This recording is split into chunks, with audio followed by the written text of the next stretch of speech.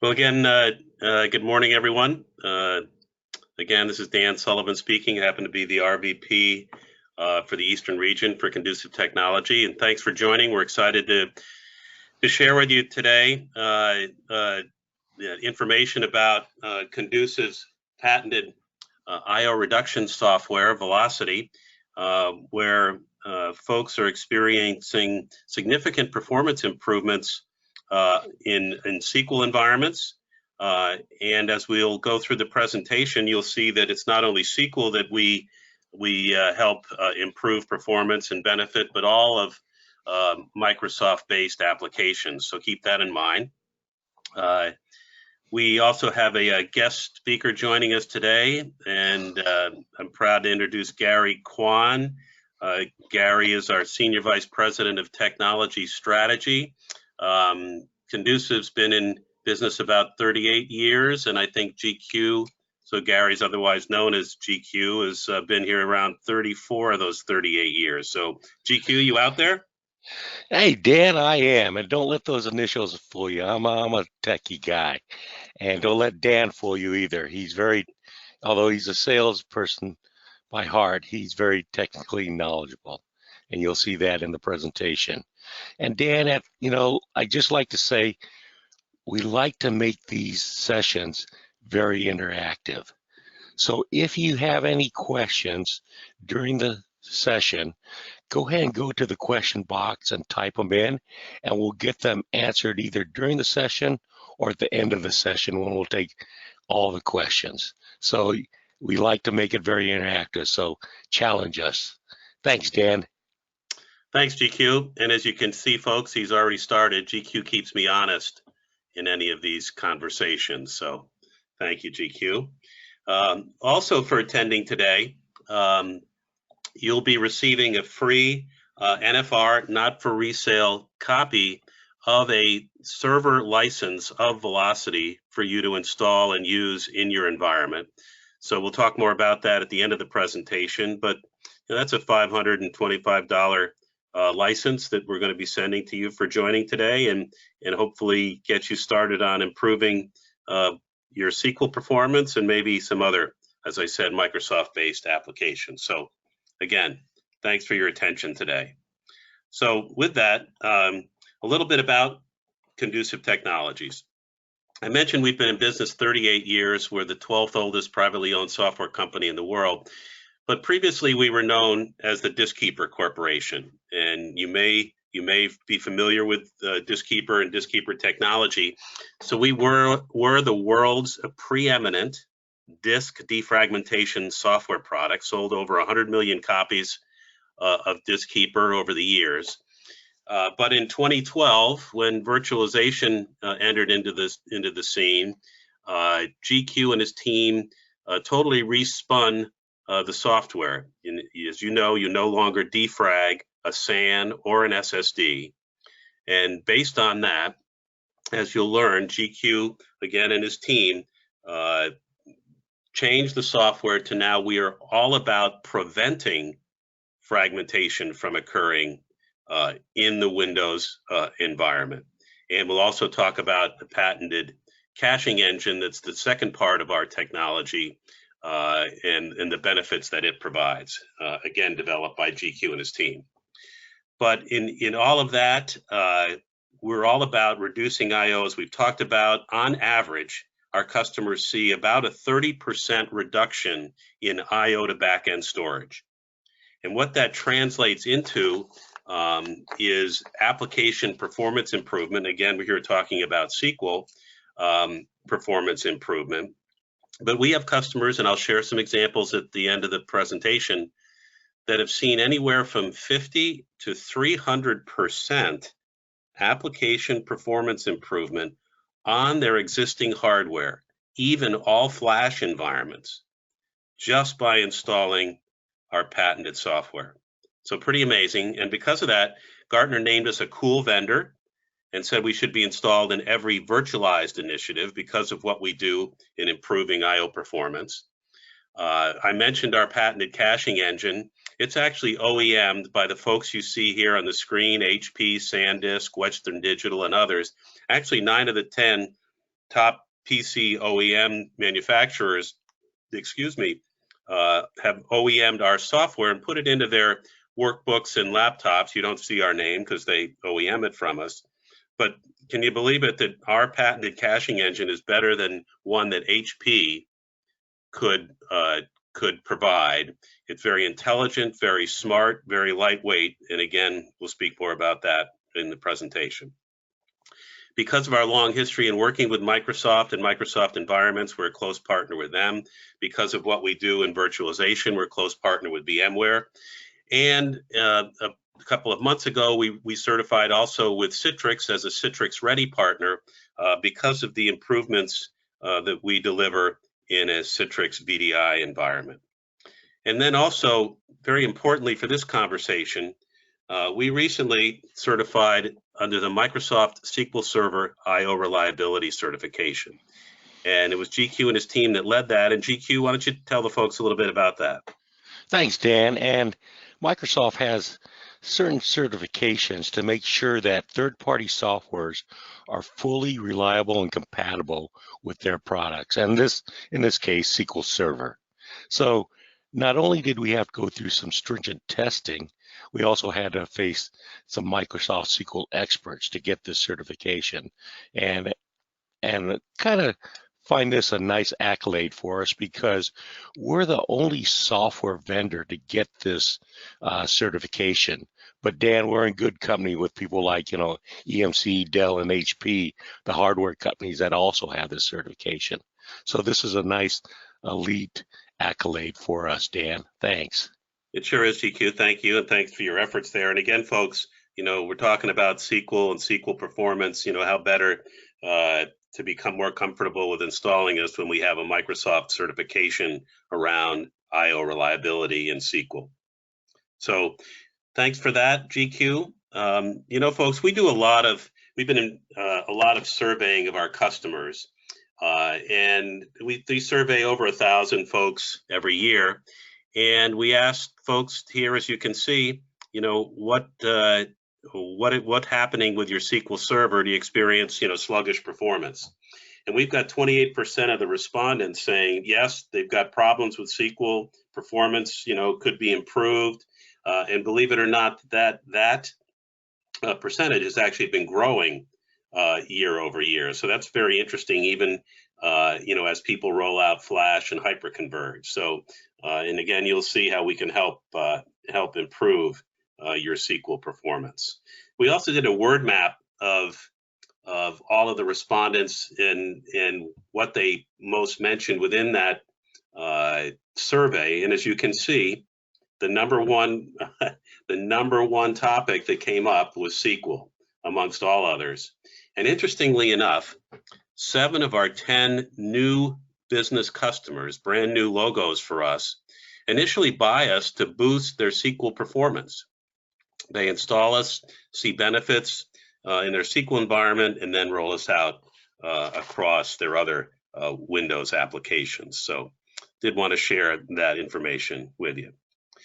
Another piece I did mention that we recently certified with Citrix in their VDI environment. And again, just wanted to share with you here the results of that testing.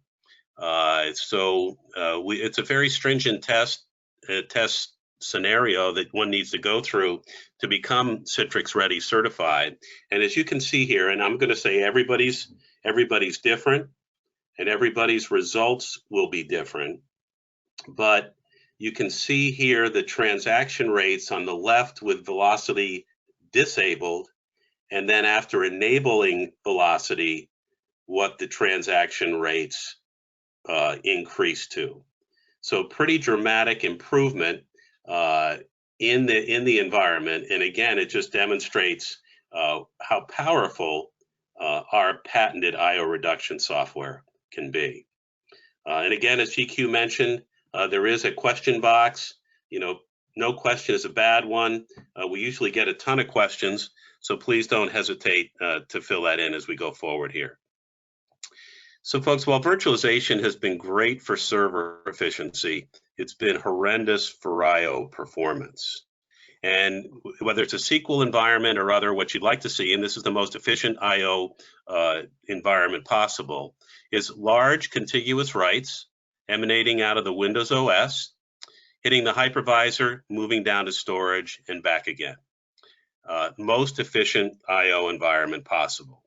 But as soon as you virtualize, or even in a physical environment, we'll talk about what happens there, these two inefficiencies enter into the fray.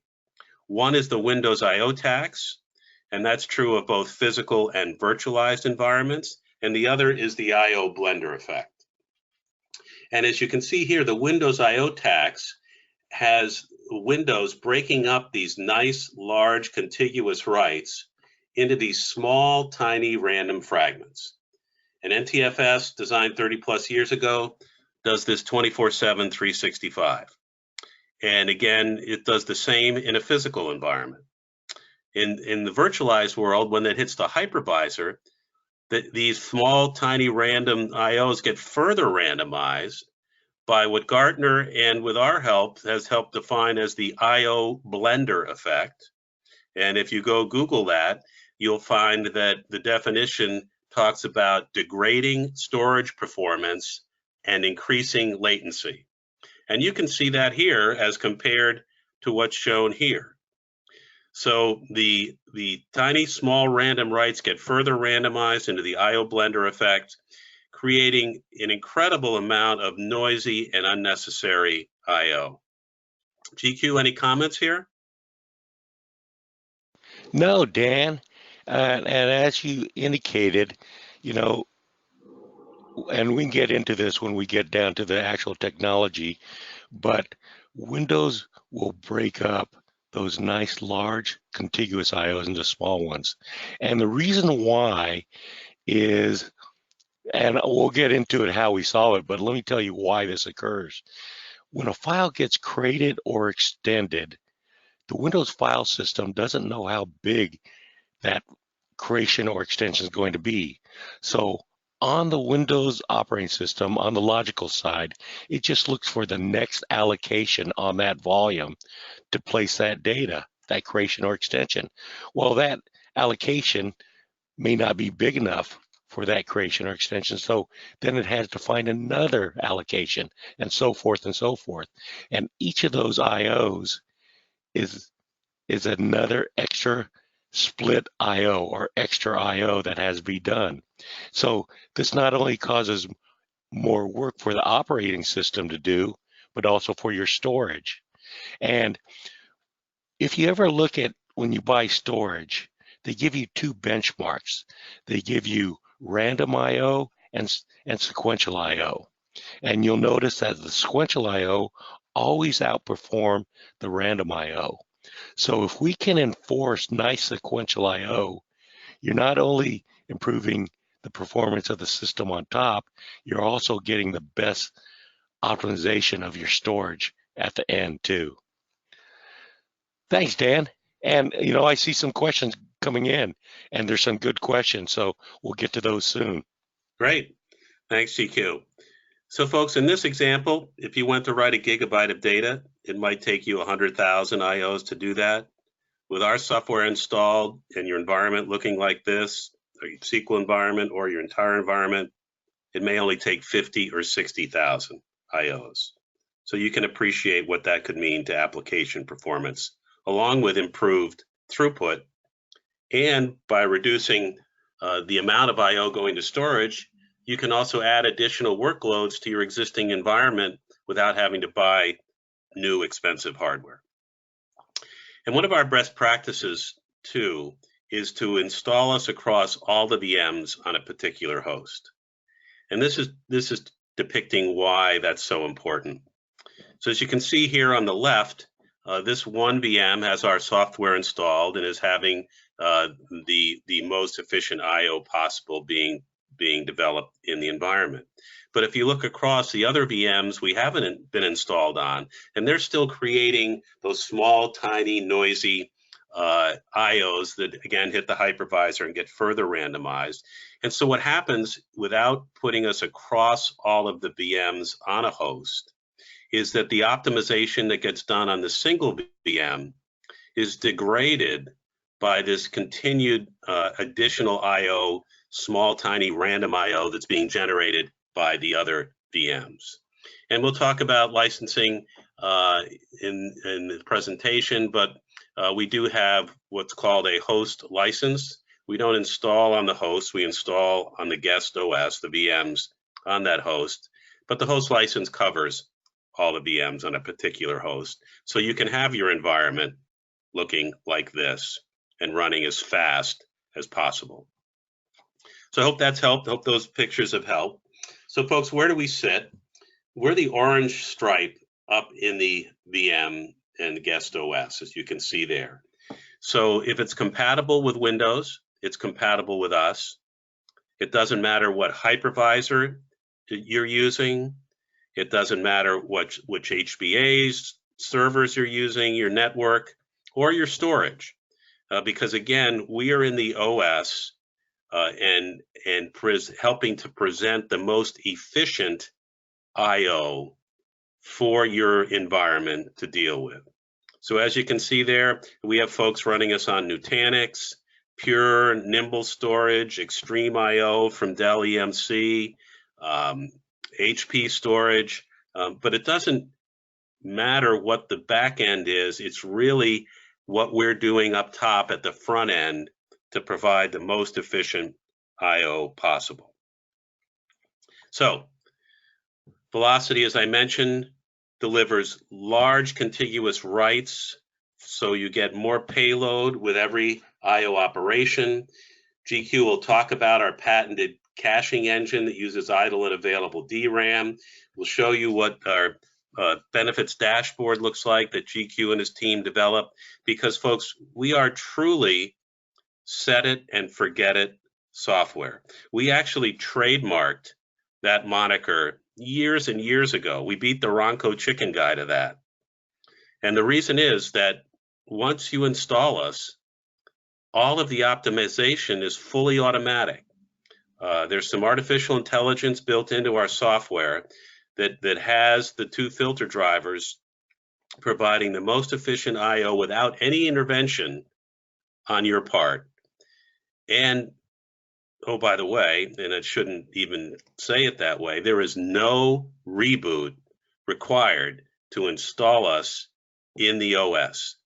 So, and we've had GQ and his team included that in a release over a year and a half ago, and we've had hundreds and hundreds of customers both installing brand new and upgrading on the fly without having to reboot the server. An incredible, I think, improvement in our software. So it literally takes only minutes to install our software. The longest time it'll take to install the software is to download it. And then it's just a few mouse clicks and you're off and running. So GQ, why don't you talk to the folks a little bit about both IntelliWrite and IntelliMemory, our two patented technologies. Be glad to, Dan. And you know, before I indicated how or why the file system breaks up these IOs and the cost of it, as you can see, you know, rather than a nice single IO in this picture, it's doing it in 4 small IOs. So there's a lot of overhead on that. But what we do is very simple here. We're actually monitoring your system in the background, and we, over time, we know when certain file types or certain applications, when they create a file or extend it, we know about what size it's going to be, and we just feed that intelligence back to the Windows file system. So when it goes looks for the allocation to put that data, it now looks for the best allocation. So it can now put it in a nice single IO. Now, this not only, as I indicated, improves the performance of your system and takes the, you know, gets the optimal benefit from your storage, but it also frees up your network for other traffic to go in there rather than having to deal with all those small IOs. And thanks for that, Dan. All right, thank you, GQ. let's move on if we could and talk about the other patented caching engine in telememory here. Yes, and caching is not new, but we're very unique in two aspects. And as Dan indicated, 9 out of the top 10 OEM PC manufacturers license our technology because of this uniqueness. The first one is, and this will answer a question from Jorge about how much RAM is necessary. We will only use what RAM or memory that is available, not being used by the system. So you don't have to go and allocate any RAM or hard disk drive storage for cache storage. We're only going to use what's available out there, not being used. And if any user or system process needs it, we automatically, dynamically give it back to the system, so there's never a memory contention issue. So that's the first uniqueness. And this all goes with the set and forget it aspect there. The second part is how we decide what data to put and keep in cache for the best benefits. Some caching just says this data was just read in. So do I put it in cache and hopefully it gets read in again? Well, we don't do that. We look for a longer term for the better benefits. First of all, we see what data is getting hit or read the most, and that's one factor. And then we know certain patterns will provide better benefits than other patterns, and we do that too. And using those two factors, we decide what to put and keep in cache. And that's how we're getting this nice, 30 to up to 50, and sometimes we've seen 300% performance gains on user systems, as Dan will show you later. So what does this buy you? Well, caching, when an IO comes in, if we can satisfy it right there from cache, we just eliminate that IO having to go to the network and having to get satisfied by the storage itself. And even if you're running SSDs, DRAM is about 10 to 15 times faster than SSDs. So you can see the performance gain we're giving back to you in terms of performance right on that system. But also think about the network. We just increase the bandwidth on that network for other systems to use it too. Thanks, Dan. And you know what? And let me just take a break here. And there's some good questions coming in. And I just want to, I think I answered the one from Jorge about how much RAM is necessary. And we'll just use what's available. And if there's nothing available, we won't cache. But when it becomes available, we'll use it. And is there additional hard disk drive space requirements need for caching? No. We'll just use the RAM there. And then Samuel asks this, is your SQL performance improvement an add-on to our existing SQL environment, or does this work on its own separate VM? And Samuel, this just is an add-on to your existing SQL environment. It just goes on to that Windows system running the SQL server, okay? And as Dan indicated, just a couple simple filter drivers there. Now, I do want to point out here, and this is another question, is it just SQL that you improve on? In this session, we've been talking about SQL, and the reason for that is that it's very IO intensive, which is a sweet spot for our product. But any application or server type, like file servers, Exchange servers that are IO intensive, we provide the same benefits. And Dan, I'm going to stop there and let you continue on, but we got some more questions coming in. I love this when they're interactive like this. This is great. Yeah, thanks, that's Dan. Great. Thank you, GQ.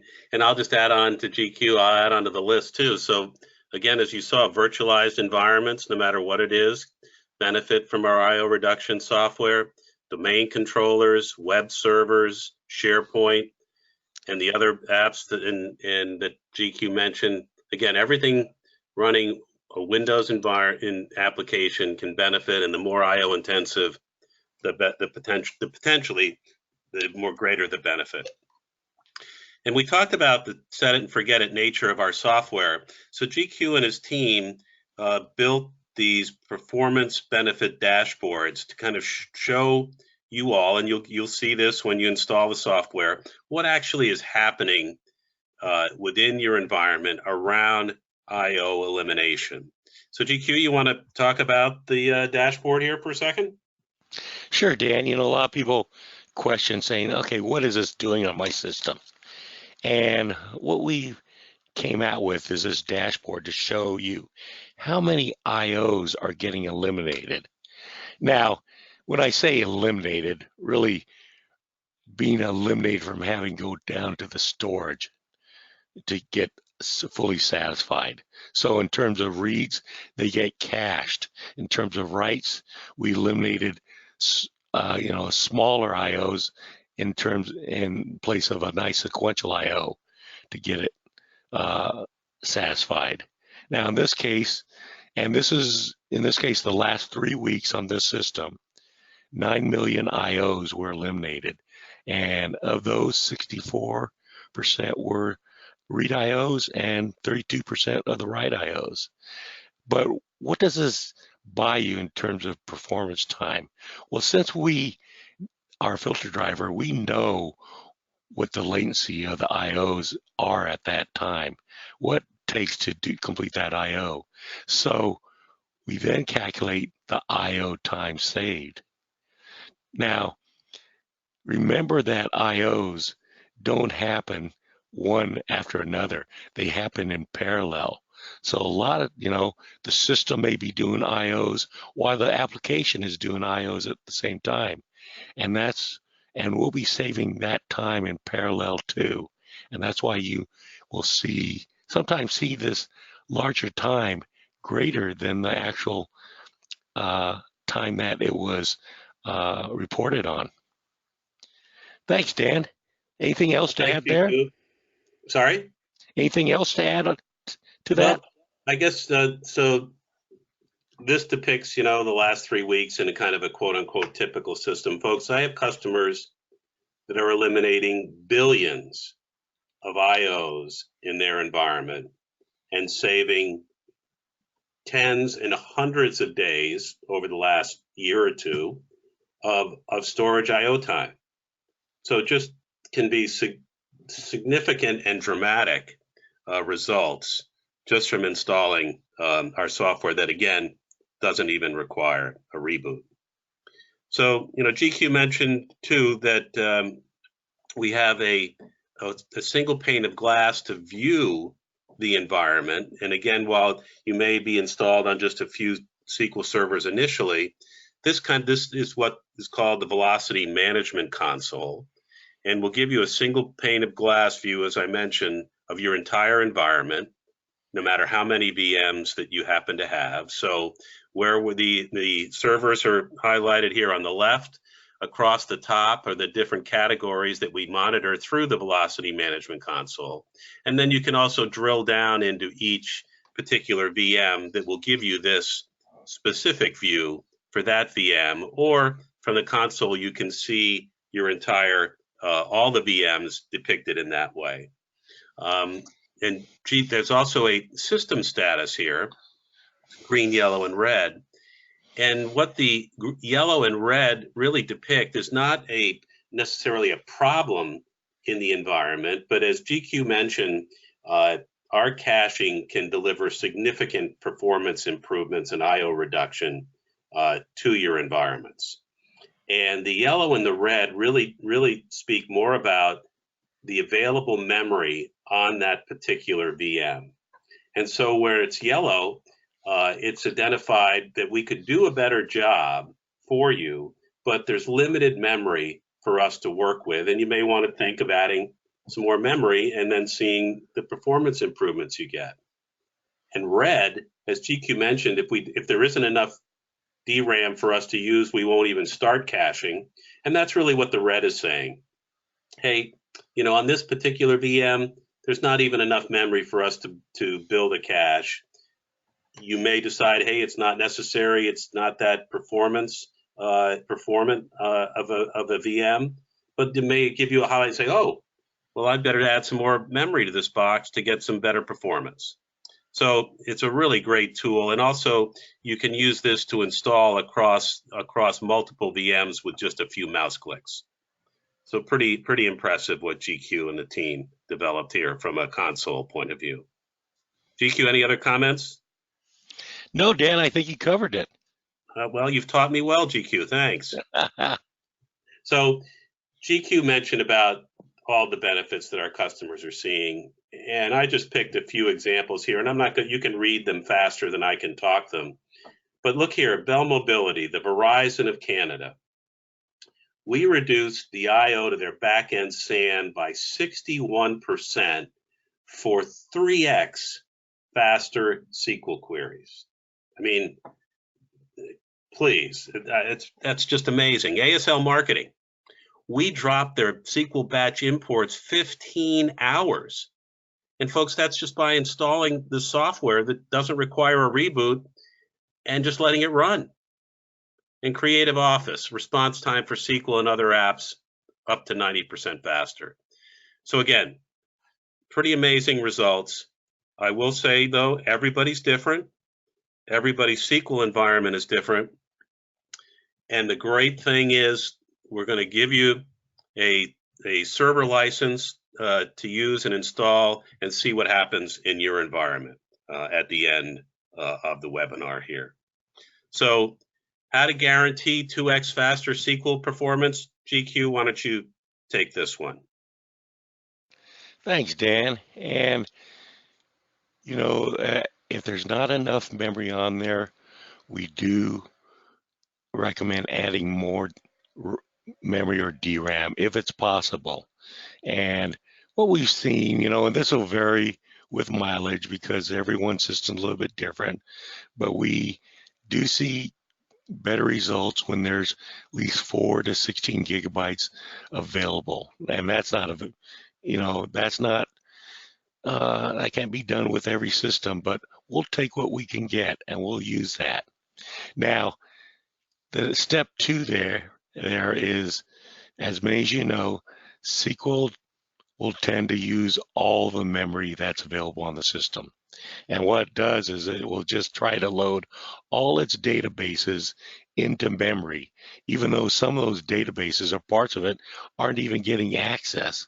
So it's a very inefficient use of the memory. So what we recommend here is capping the SQL memory, leaving 8 gigabytes for us if possible. And, if you have a lot of memory on there, leave more for us and we can take advantage of it. In fact is we did a little test here. We had an outside lab run some benchmarks, and with limiting SQL and providing some RAM for IntelliMemory use, we saw a 62% increase in transaction rates when doing that, just because we can use that memory more efficient for caching. And then monitor the velocity dashboard. If you're getting less than 50% of the I/O traffic getting offloaded or eliminated from storage, you might look at adding some more memory to that to get even bigger performance gains. Dan, anything to add to that? Well, thanks, GQ. I guess the only other thing I might mention, GQ, is so we talk about at least having 3 or 4 gig of memory available for the cache to start to be effective. GQ, you may have mentioned it, but of that 3 or 4 gig, the first 1.5 gigs, we don't even use. We keep that free and available in case the OS needs memory, and so it's available immediately for them. So in effect, we really start after the first 1.5 gigs of free memory to build our cache. And again, mentioned it, set it and forget it software. If the OS or other parts of the application need more memory, we will automatically flush the cache and give that back to the OS. Again, nothing for you to do, fully automatic. Pretty amazing what GQ and his team have put together here. So what are next steps? As I mentioned, you're going to get a free Velocity server license to install. And again, there is no reboot required to install in the guest VM. So install it, let it run. It learns the application. It learns the read IOs that are performance degrading, and it'll start, after learning your application, putting those performance robbing read IOs into available DRAM. And again, over time, also it'll be making the writes that are being written more large and contiguous. So install it, let it run a few days, and then pull up the dashboard to see what's happening. The other best practice, I will say, is to get a before benchmark of maybe some queries or other things that you run in the SQL environment and or any other areas, but we're talking SQL here, so that you've got even some stopwatch, if you will, times that you can benchmark against once we've been installed. I did mention, however, that the best practice is to install us across all the VMs. And we are happy to provide you with free software to do just that. So if you reach back to us and would like to do that after, let's say, after you've installed the free NFR and you see the benefits you start to get and you see how easy it was to install and it is set and forget it, there's nothing for you to do, we're happy to give you host licenses to cover multiple hosts to see how we can improve the performance across your entire environment. I had one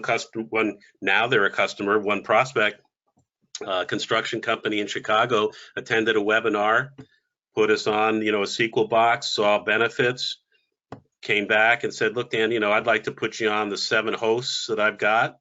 I've got over, 100 and something VMs on those hosts. We did that, and the performance improvements were just significant. So we're happy to work with you however you would like to help improve performance in your environment. So with that, GQ, you mentioned we had some questions. So what's still out there?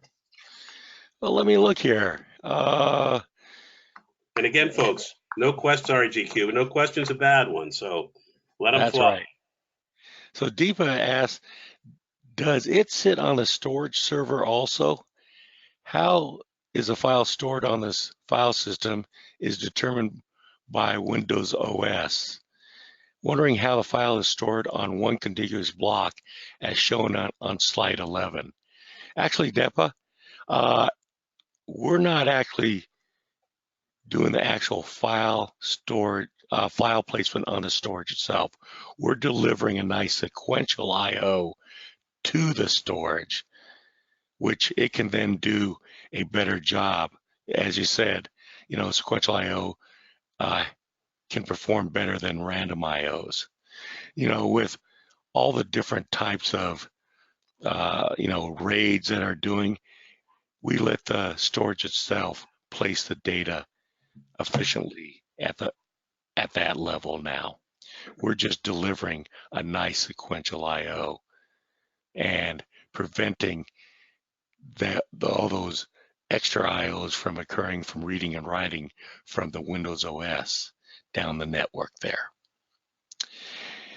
Then Dan asks, has there been any testing done using this software with SQL Server linked servers? And if so, do you have the results showing the potential improvements seen? I'll be honest with you, Dan, I'm not sure if, which customers or who have done it with linked servers, but that's actually, we're actually kind of invisible to us because although we've been talking about SQL servers and the SQL database, we're just looking at data in terms of how we can improve the data. And it doesn't matter whether it's a SQL database or any other database that we can do, such as, an Oracle database. We'll improve that IOs improvement to those databases. So you might say we're agnostic to the type of applications. And as I indicated, we talk about SQL here, but it's really any system that is very I/O intensive or application that will help on. Then Patrick has, let me read this one here, as an addendum to the memory question, what is the optimal amount Conducive should be given to utilize? And I think we covered that in that last few slides of saying, try to give 4 to 8 gigabytes. And at a minimum, as Dan indicated, we'll always leave at least 1.5 gigs free, always available. And if any user system needs it, we'll give that back too. But 4 to 8 gigabytes. Now, some people have hundreds of gigabytes for RAM, the lucky people. And in that case, we'd say they probably have a little more high intensity, I/O intensity on those, and a little more RAM would help on that. Let's see, and then John asks, does this improve performance for users who are accessing a SQL database when crossing a WAN? And John, it will. It's going to increase the improvement when it gets to that SQL server accessing that database. Now, and I'm going to be honest, you're still going to be limited by that WAN, but we will improve the actual performance of getting that data in and out from that SQL database. And GQ, I will add just here too that we've learned that again, some hard numbered benchmarks are really critical to deciding, whether it's been a successful implementation or not, because of all the vagaries between the VM and the end user, everything in between. Other things can happen, and believe it or not, we've also done some testing where we did the old placebo test with some folks, and we kind of got some interesting results where folks said, wow, what did you do the system so much faster?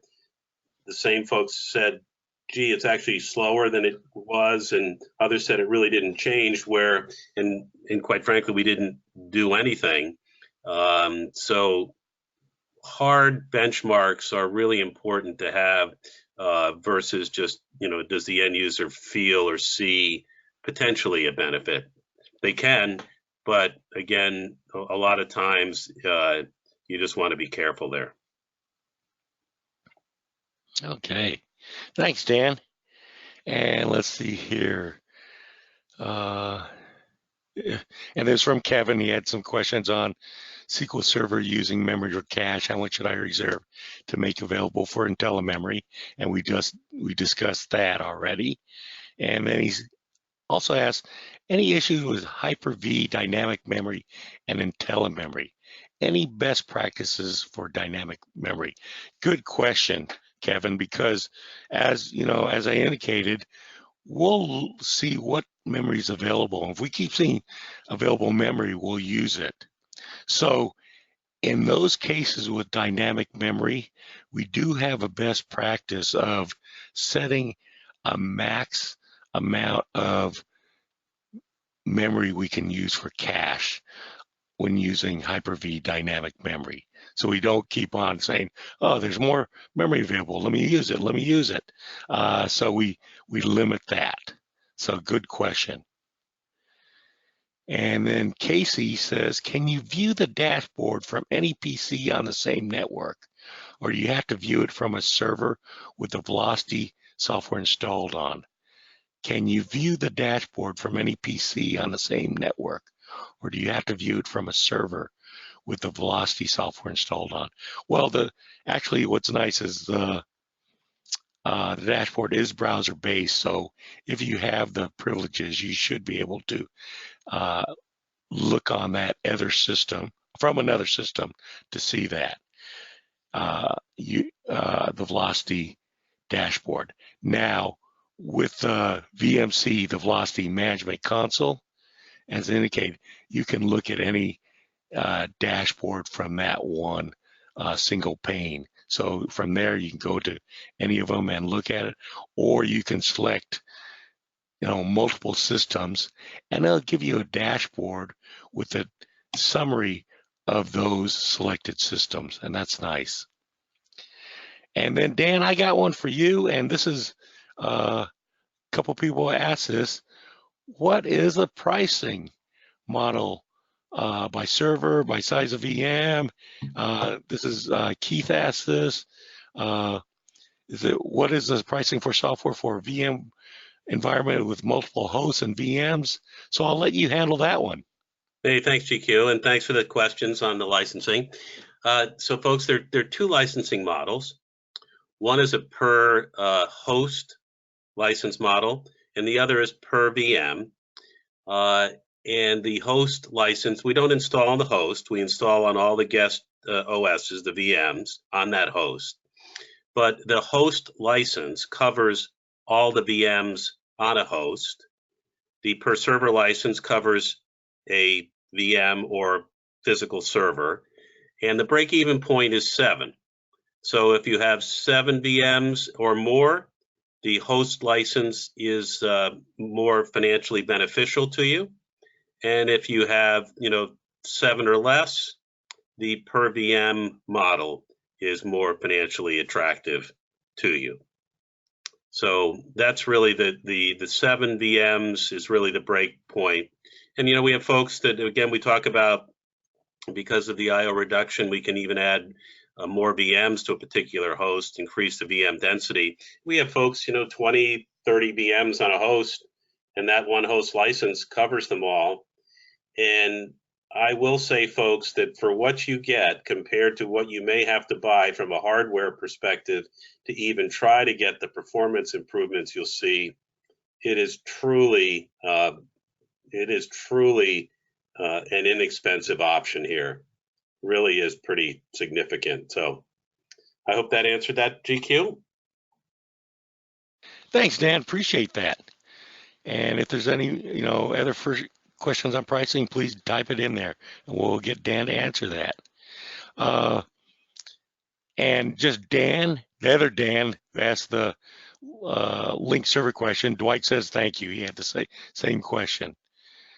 Then Keith asks, does Velocity support SQL high availability and availability groups? It does, so no problem on that.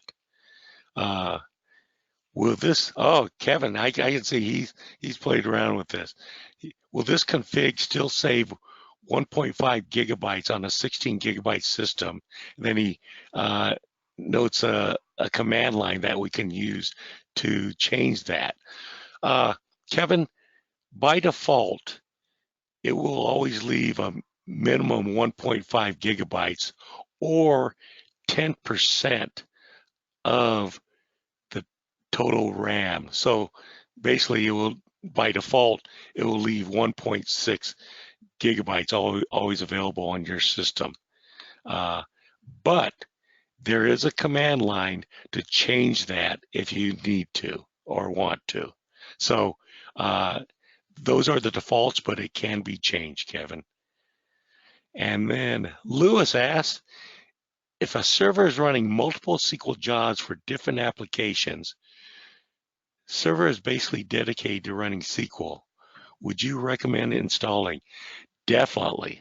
As I indicated, we're not specific to SQL. We're looking at IOs and how to improve the IO performance on that system. SQL is just a sweet spot because it's IO intensive. So this sounds like would be IO intensive, and we can help there. John asks, and this is a question for you, Dan, can we view the recording afterwards? Sure. I think, yeah, we'll send the recording along. Absolutely. Okay. And Lewis says, I should mention that the data after jobs run is available in server and multiple users can access it worldwide once ready.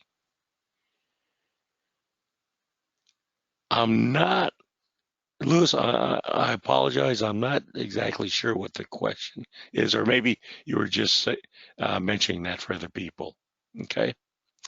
And then Dan is, this is a question for you. Is the license a one-time purchase, or is there yearly maintenance? Great question. Yep, I should have included that previously, GQ.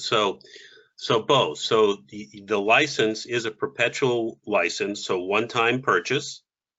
So great question there. And then there is annual maintenance. The annual maintenance includes, tech support, sales and SE support, and also all of the enhancements that GQ and his team, add to the software during the 12-month. And by the way, there is maintenance is available for 1, 2, 3, 4, up to 5 years. We have a number of customers actually that choose a 5-year maintenance, and each additional year you purchase, there's an applicable discount added in that. Thanks, Dan. Sure. Have another question. In your session, you're talking about virtual environments. What about physical environments? I know this was talking about, all the virtual environments and the VMs. The same performance gains can be had on physical systems. You have a physical SQL server, this will help that out. That same IO tax and the blender effect happens on physical systems. The IO tax that happens right on the Windows, breaking up those what should be nice sequential IO into a whole bunch of smaller random IO. And then if you have different servers all going to different LUNs on the same SAN, you get that same blender effect too. So this helps out on physical systems. I'll also just mention here, GQ, excuse me, too. Yes. I know we don't talk about it here in the presentation, but this also applies to workstations. So if yourself or any others that you know of in your environment, have any performance issues on their workstations, or maybe you've got, some developers, you may have some engineering folks, whatever. Just everything we're talking about here from a server perspective also applies to the workstation environment. And we'd be happy to let you try some of the software on workstations also. Thanks, GQ. Sure.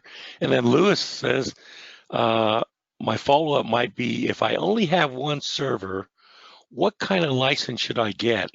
I'm not sure I have any VMs. Yeah, so you're gonna get, you're lucky you, Lewis, you're gonna get a single server license of Velocity, and you may be just all set with that. Okay. And then Kevin asks, any technical differences in the technology between the server version and Diskkeeper Professional Edition build 12.14? Kevin, I have to be honest with you. I gotta go see which version build 12.14 is. But let's just say basically the server, they both have all the same technology to help in both the server and the desktop versions there. It has that IntelliMemory, has the IntelliWrite, and disk optimization. They're in both of them. So basically, you're getting the same thing in both Pro and server version.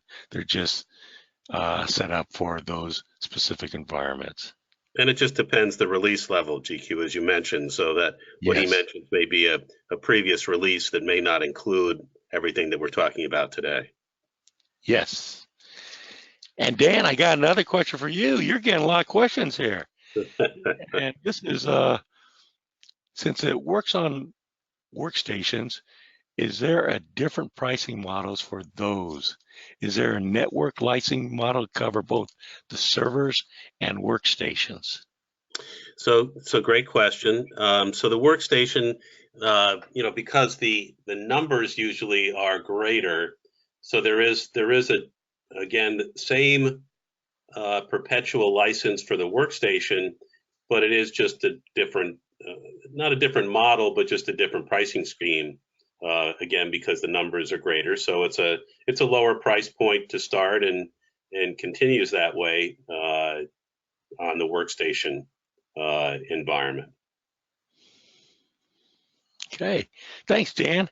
I just got one more, couple more questions, and we're getting to the top of the hour. Let's do this. One asks is, how safe is this caching? What if the system crashes? What's nice about this is a read-only cache, and that means the data that is in cache is already down on your storage. We're just able to satisfy it because we have in cache, but if the system crashes, data integrity remains there because that data is already down there in the cache there. And then, can we install Velocity on Windows 10 VMs? Yes, you can. And that's why we did the Citrix certification, because we notice a lot of people are going to VDIs or, on virtual systems there. And I got another one for you, Dan. How much is pricing for maintenance? On the website, I am only seeing the price of the license only.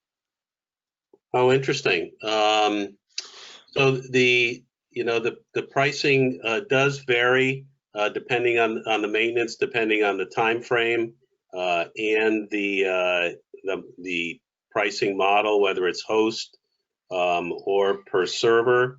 And I believe the per server pricing is down around the suggested retail price on a single server is around $140 or so. I'm happy to answer that if you want to shoot me an email afterwards. And Casey, I think on the online store there where you're looking at, once you accept, what you're going to buy, and then you go to the checkout, I think it then offers it to you. I think that's more of a sales question for Dan. And Dan, I think this might be it. Got a good group here. I really appreciate the interaction with them. And we're reaching the top of the hour here. Well, thanks, GQ, and thanks for all your help and your discussion here today. So, folks, again, too, for you all, thank you. I hope that you found the time spent beneficial.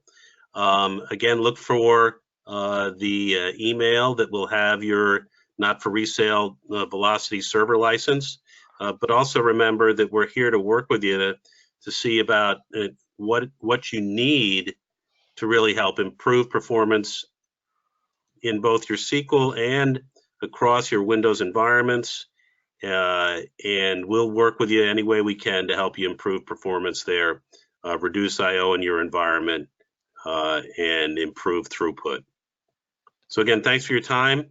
Look forward to working with you, and we'll be in touch. Have a great rest of the day. Thanks, everybody. Thanks, Dan. Thanks, everyone.